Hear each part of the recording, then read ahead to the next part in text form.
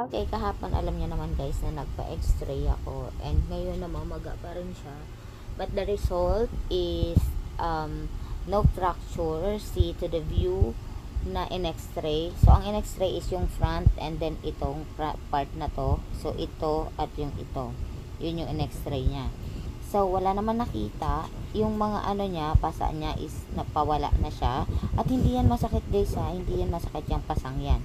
Ang masakit itong buto dito at yung buto dito.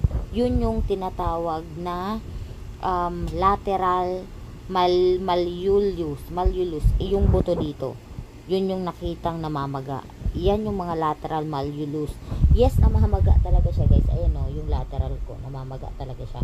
So, yan na lang yung papagalingin ko. Kasi, yung mga litid dyan, yan yung hindi ko masyadong maigalaw. Kaya, pag lumalakad ako may kirot. So, kailangan ko na lang siyang pagalingin.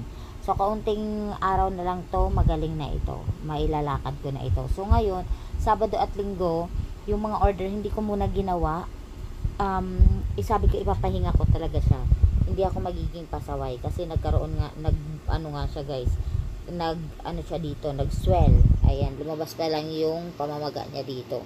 So, yun guys, i-flash ko dito yung result ng x-ray ko. Kasi pinasend ko na lang to guys sa email ko kasi ayaw ko nang magpunta doon sa pinagpa-x-rayhan ko kasi mamamaga na naman at malalamog na naman itong pa ako. So, kailangan talaga guys na rest. Kung napapansin nyo, tinanggalan ko siya ng nail polish kasi gusto kong makita yung kuko ko, yung mga signs na pag baka nangingitim na hindi na dumadalo yung dugo dito ng maayos. So, puti pa naman siya and nagpipiraping pa naman.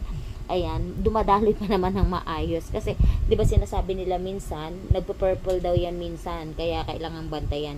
So, yung isang pa ako, meron siyang nail polish, itong isa wala. Inalisan ko talaga siya guys, para, kumbaga, mabantayan ko siya. Syempre, mahirap na. Baka hindi ko alam, nangingitim na pala yung mga kuko ko.